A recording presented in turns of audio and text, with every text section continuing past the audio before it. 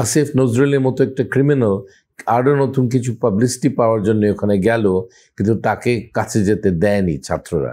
এই এয়ারপোর্ট থেকে ঘনবসতির মধ্যে এই পাইলটটাকে পাঠানোর কি দরকার ছিল? কোনো সভ্য দেশে এই ঘটনার পরে বাংলাদেশ বিমান বাহিনীর যে চিফ, যে প্রধান, সে রিজাইন করত। ওর ফেইলিয়ার, ইটস হিজ ফেইলিয়ার। এটা অস্বীকার করে কোনো লাভ নাই, ইটস হিজ ফেইলিয়ার যে এই ধরনের ঘটনা ঘটেছে। অনেক প্রশ্ন আছে। আমাদের এত ঘনবসতির কাছে আমাদের এয়ারফোর্সের প্লেন চালানোর কি দরকার? অনেক এয়ারবেস আছে বাংলাদেশে, অন্য বেস থেকে তাদের ট্রেনিং করে না কেন? 2 নম্বর হলো, আমাদের শহরের এত কাছে এত বড় একটা এয়ারপোর্ট রাখায় এটা একটা ভুল সিদ্ধান্ত। এটা শেখ হাসিনার 16 বছরের সরকার তো জনগণের সরকার ছিল না, তারা জনগণের স্বার্থে জিনিসটা করেনি। এই এয়ারপোর্টটা অনেক দূরে সরানোর কথা। আপনি যে কোনো দেশে যান, দেখবেন যে ঘনবসতির পাশে এই ধরনের এয়ারপোর্ট পাবেন না। আমি খুব রেয়ার ইনস্ট্যান্স আছে, হংকংয়ে পাবেন, কিন্তু হংকংয়েও সাগরের পাশে এয়ারপোর্টটা। কিন্তু ধরেন টার্কিতে, শ্রীলঙ্কায়, এইসব জায়গায় এয়ারপোর্টটা কমপক্ষে আধা ঘন্টা থেকে 40 মিনিটের ড্রাইভ পরে এয়ারপোর্টে পৌঁছাতে হয়। বাংলাদেশে এত কাছে, আর যুদ্ধের প্লেন, এদের ট্রেনিং কি যে কোনো সময় করতে পারে? এদের কোনো নির্ধারিত সময় নাই যে এই টাইমে প্লেন চালানো যায়।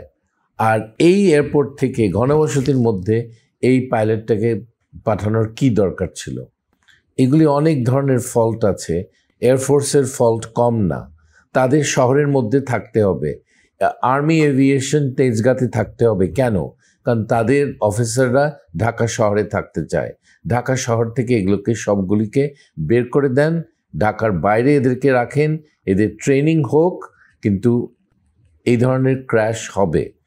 ইন্ডিয়াতে সংসদে এবার একজন ভারতে বলেছে, ভারতীয় সংসদে, যে 30 বছরে 553টা যুদ্ধ উড়োজাহাজ ক্র্যাশ করেছে। 553।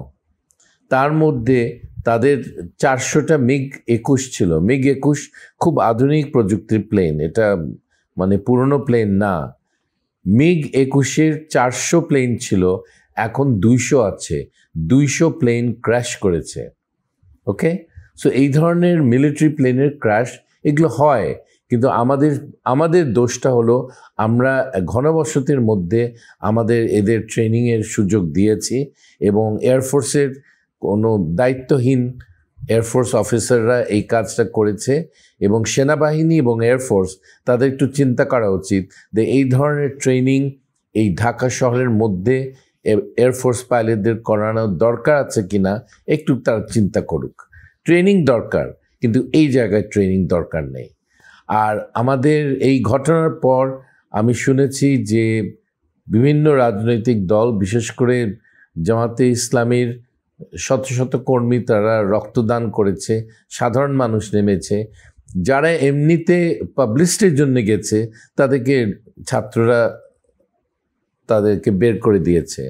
আসিফ নজরুলের মতো একটা ক্রিমিনাল আরও নতুন কিছু পাবলিসিটি পাওয়ার জন্য ওখানে গেল, কিন্তু তাকে কাছে যেতে দেয়নি ছাত্ররা। তো এই ধরনের ক্রিমিনাল কাজ তো হয় পাবলিসিটি নেওয়ার জন্যে। যারা সাহায্য করার জন্য গেছে, আমি তাদেরকে ধন্যবাদ জানাই। আমি মনে করি পুরো সারা দেশ তাদের প্রতি কৃতজ্ঞ, এবং তাদের কাজে আমরা খুবই সন্তুষ্ট। অনেকে গেছে রক্তদান করার জন্যে, কিন্তু এই ধরনের পাবলিসিটি সিকার আসিফ নজরুলের মতো ক্রিমিনাল লোক যখন যায়, এদেরকে গাড়ি থেকে বিদায় দেওয়া উচিত, ওদেরকে ঢোকাতে দেওয়া উচিত না। আচ্ছা, আর এই ঘটনার পেছনে কি সমস্যা ছিল, এই তদন্ত তো চলবে। আমরা 6 মাস 1 বছর পরে একটা তদন্ত রিপোর্ট পাবো।